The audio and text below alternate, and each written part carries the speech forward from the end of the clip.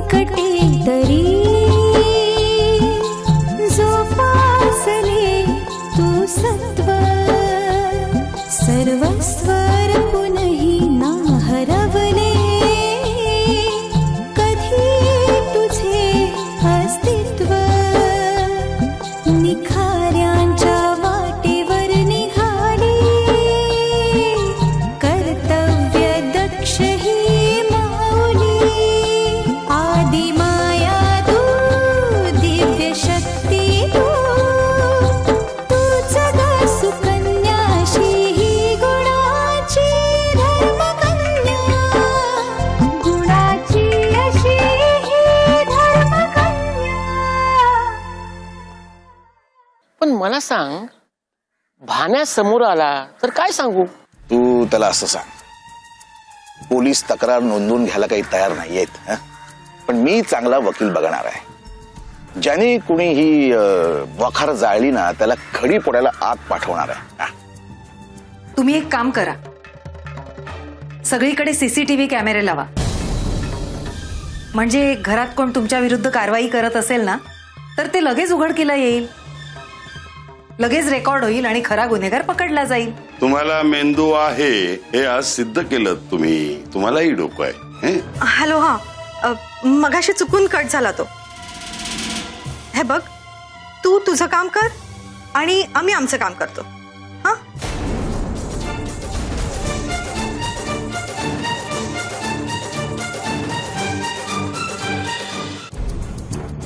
रेणुका पैसे द्यायला तयार झाली म्हणून खुश होऊ नका. आपल्यामुळे तिच्या हाती घबाड लागले. 15 लाखात 15 कोटी हा सौदा तिला फारच स्वस्तात पडलेला आहे.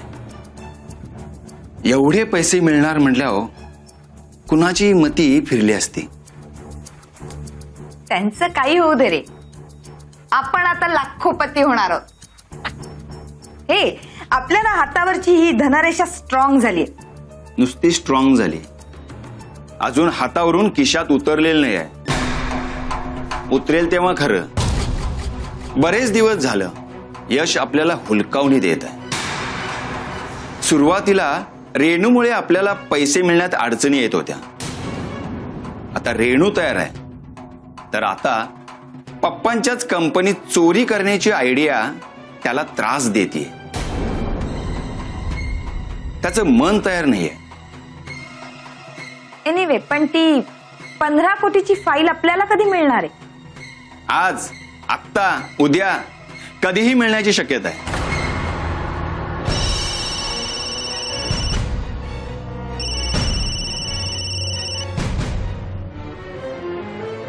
हॅलो,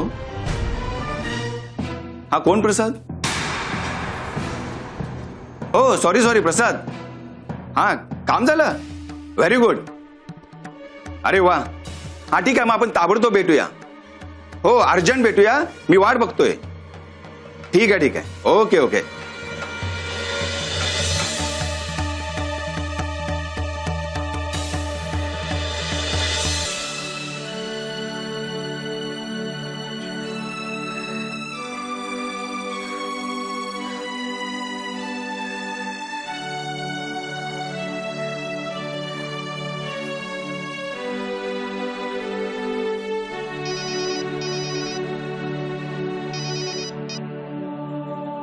हॅलो हॅलो आरती, रमाकांत बोलतोय. बाबा, तुम्ही स्वतःहून फोन केलात, बरं वाटलं. काय पोरी, कोणाचा मोबाईल लावायचं म्हटलं ना तर खरंच खूप टेन्शन येतं. ते 10 नंबर असतात ना, ते लक्षात काही राहत नाहीत माझ्या. बाबा, सोपं आहे, हळूहळू सवय होईल. तुम्ही असं करत जा ना, तुम्ही रोज एक फोन करा मला. हो का? मग त्याचं बिल कोण भरणार? मी. बाबा, तुम्ही बिलाची काळजी करू नका, मी इथून भरत जाईन ना. अगं पण पोरी, फोनवर रोज बोलणार काय? गावात इतक्या गोष्टी घडत असतात, त्या सांगा ना. बरं, आज काय स्पेशल? ते तू पाठवलेली मनी ऑर्डर मिळाली. सुनेकडून पैसे घेताना खरंच हात कापरा होतो माझा. अरुण गेला तर तुझ्याकडनं मला पैसे घ्यावे लागतायत. सुनेचे लाड करायचे सोडून तिच्याकडूनच. बाबा प्लीज तुम्ही असा विचार नका करत जाऊ. अहो मी फक्त माझं कर्तव्य पार पाडते.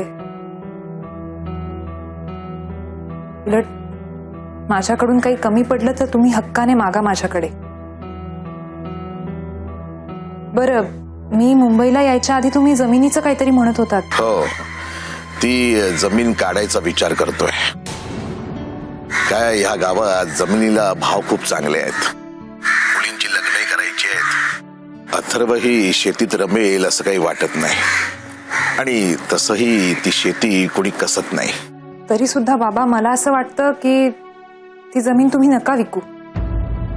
बाबा राधा गौरीच्या लग्नाची जबाबदारी माझी आणि अथर्वच्या शिक्षणाचं सुद्धा मी बघेन ना सगळं. आरती, सगळ्या जबाबदाऱ्या तूच घेणार आहेस का? थोडीशी कामं माझ्यासाठी सुद्धा ठेव. अरुणला हक्काने सांगितलं असतं ना सगळं. मग मला सुद्धा हक्काने सांगत जा. आणि समजा एखादी गोष्ट माझ्या लक्षात नाही आली तर तुम्ही मला आपणहून लक्षात आणून देत जा.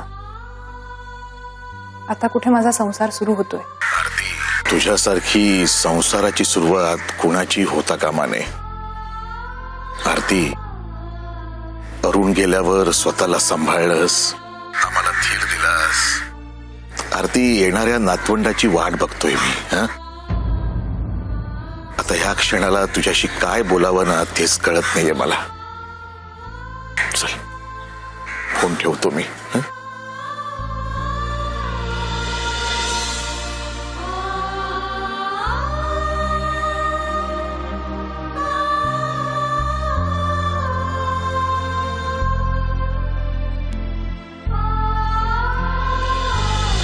बऱ्याच वर्षांनी आठवण झाली माझी. बरं चाललेलं दिसतंय तुझं. तुझ्याकडे काम होत म्हणून तुझी आठवण झाली. ऐकण्यात आलंय की तू मोडक कंपनीत कामाला आहेस आणि मोडक साहेबांच्या मर्जीतला आहेस. साहेबांच्या मर्जीत राहणं म्हणजे त्यांचा स्वार्थ असतो. त्यांची 2 नंबरची कामं अगदी बिनभोभाटपणे तू करत असतोस. त्या कामाचा बऱ्यापैकी मोबदला मिळत असणार. मिळतो, कधी डायरेक्ट मिळतो, कधी इनडायरेक्ट मिळतो बक्षीस स्वरूपात. एका कामाचे मी डायरेक्ट बक्षीस द्यायला तयार आहे. Are you willing? कामावर डिपेंड आहे. तुझा काय भरोसा? तू मला एखाद्याचा मर्डर करायला सांगशील? सुपारी घेऊन मर्डर करणारे लोक हे वेगळे असतात. ज्यात तू एक्सपर्ट आहेस तेच काम मी तुला सांगणार आहे. मी तुझ्या इतकाच कमी नाही हे तुला माहित आहे. त्यामुळेच तू माझ्याकडे आलेला आहेस. तुझी जी फी आहे ती मी द्यायला तयार आहे. हे घे, ऍडव्हान्स 50%. हा झाला फक्त ऐकण्याचा. कामाचा 50% ऍडव्हान्स वेगळा, कन्व्हेन्स सेपरेट द्यावा लागेल. काम नाही झालं तर ऍडव्हान्स परत मिळेल. आता कामाचं बोल. रणजितच्या नावावर असणाऱ्या प्रॉपर्टीची फाईल मोडक साहेबांनी गायब केली. मी प्रयत्न केला पण मला मिळत नाही. ही फाईल तुला मिळणारच नाही. आरतीच्या प्रॉपर्टीची गडबड सुरू झाल्यापासून सून आणि मुलगा काही गडबड करतील या भीतीपोटी मोडक साहेबांनी ती फाईलच गायब केली. अरे मला 30 तर फाईल हवी आहे. तू मागशील तेवढी फी द्यायला मी तयार आहे. माझी नोकरी जाईल असं धाडस मी करणार नाही. कारण मला काय वाटतंय, मोडक साहेबांनी ती फाईल त्यांच्या बेडरूम मध्ये लपून ठेवलेली असेल आणि तिथपर्यंत मी पोहोचू शकत नाही. त्यामुळे मी काय तुला आशा लावत नाही. हे तुझे पैसे घे. अरे तू ठेव पैसे, ठेव, परत देऊ नको.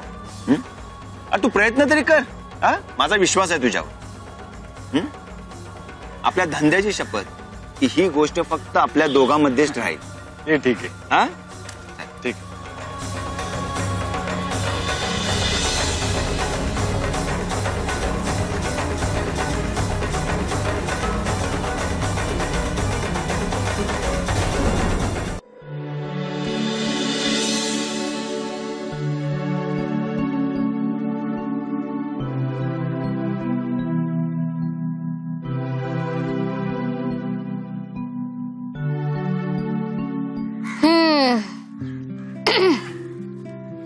आज कित्येक दिवसांनी असा रविवार उगवलाय.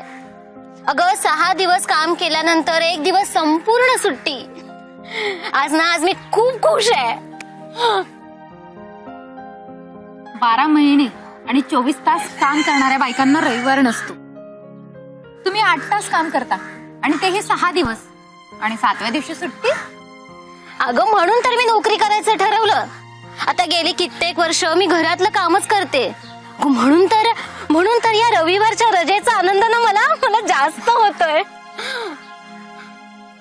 मीही कंटाळले होते ग, म्हणून संसार सोडला, नवराही सोडला. आता फक्त पोटगी घेणार आणि मस्त जगणार. म्हणजे स्वतःच स्वयंपाक करून स्वतःच जेवणार. हो, यात काय गंमत आहे.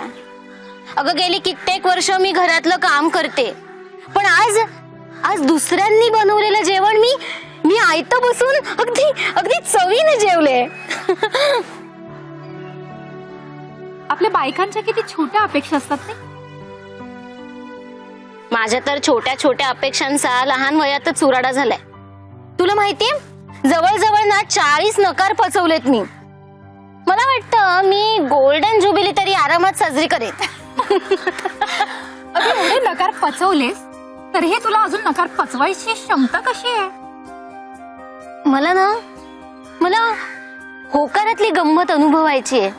बघ ना, जसं 6 दिवस काम केल्यानंतर 1 दिवसाच्या रजेची मजा. इतकी वर्ष स्वतःच करून स्वतःच जेवते, पण आज पहिल्यांदाच दुसऱ्यांनी तयार केलेलं जेवण. मी पहिल्यांदाच अशा जेवणाची मजा अनुभवलीये. खरं तर आयुष्यात पहिल्यांदा मजा या शब्दाची मजा मी अनुभवलीये. चला, म्हणजे या घरातली एक तरी मुलगी आयुष्याची मजा घेते. छान आहे. मावशी, मला खरंच लग्न करायचंय. या घरापासून, या वातावरणापासून दूर जायचंय. मला या वासाचं उभं घालाय ग. लग्नानंतरचं घर, नवीन जोडलेली नाती कशी असतील याची आपल्याला कल्पना नसते. आधीचं बरं होतं अशी म्हणण्याची वेळ येऊ नये म्हणजे झालं. लग्नाआधी आपल्याला आई वडील, भाऊ बहीण सांभाळतात. नाईलाजानं का होईना, पण ते आपल्याला सांभाळतात.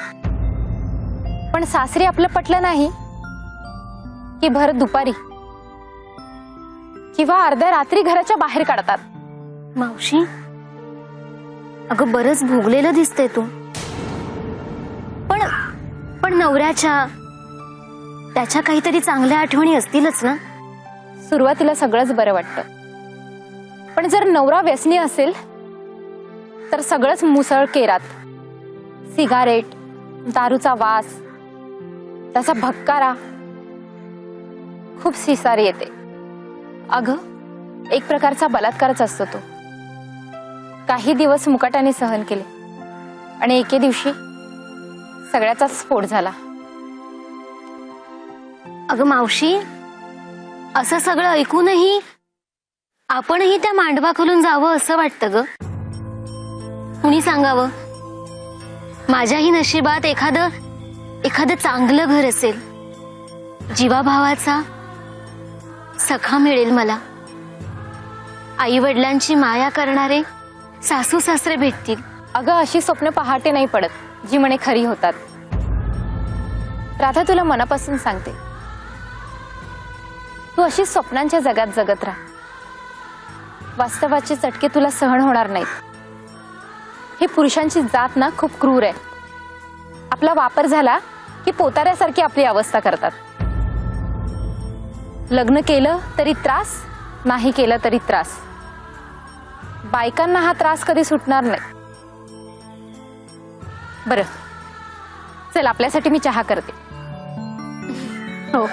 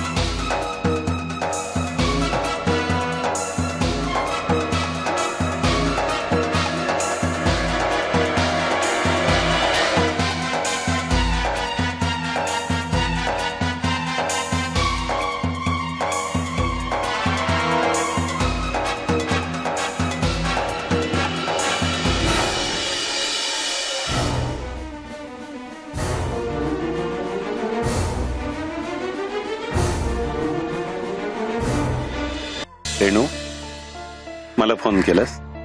आश्चर्य वाटलं. रणजित कसं आहे? काय झालं तुमच्या केसचं? कसली केस आणि कसलं काय काका, सगळा सावळा गोंधळ आहे नुसता. मला वाटतं पोलीस तर विसरूनही गेले असतील की त्यांनी कधी रणजितला अरेस्ट केलं होतं. बरं, मला कशासाठी बोलवलंस? काय काम आहे? डॅडी कसे आहेत आमचे? बंगल्यावर जाता अजून? नाही. कधीही तुझी सासू आजारी असली, तिला बरं वाटत नसलं तर डॉक्टर म्हणून जातो, मित्र म्हणून जात नाही. कारण तुझा सासरा आणि मी यांच्यातली मैत्री आता जवळजवळ संपल्याच जमा आहे. पण काका, तुमची इतकी जुनी मैत्री आहे, अशी कशी तडकाफटकी संपेल? त्यावेळी आमचा विशू एवढा श्रीमंत नव्हता, एवढा माजोरडा नव्हता झालेला. काय रेणू, पैसा हा एक महत्वाचा फॅक्टर असतो.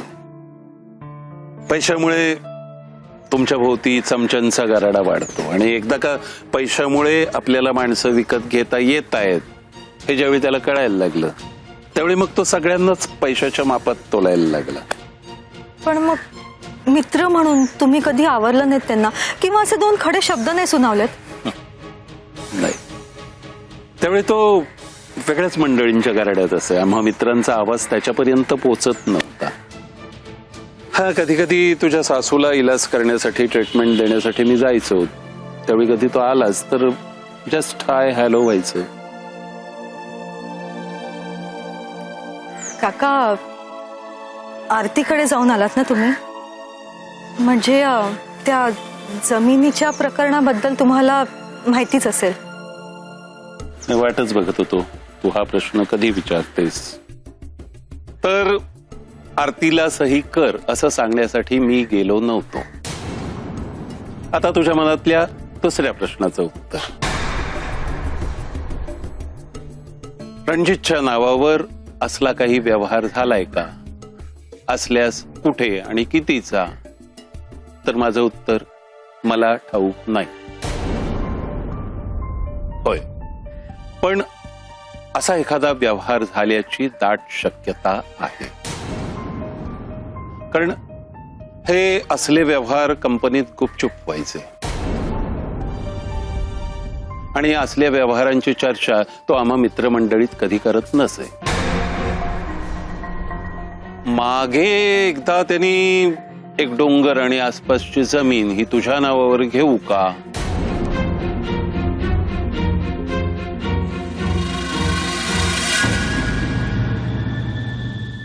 काय ग, तुझा बॉस कोण आहे? म्हणजे कुणीतरी साथीदार वगैरे असेल ना? खरं सांगू का ताई तुम्हाला मी, तो इन्स्पेक्टर, तो बघा खूप मागे लागलाय हो माझ्या. केस माग घे, केस माग घे म्हणून. खूप वाईट अडकले हो मी या ऍक्सिडेंटच्या केस मध्ये. आता केस मागे तरी कशी घ्यायची? साहेबांकडे पैसे मागितले तर त्यांच्याकडे पैसे नाहीत आणि तो खडूस पैसे घेतल्याशिवाय केस मिटवायला तयार नाही.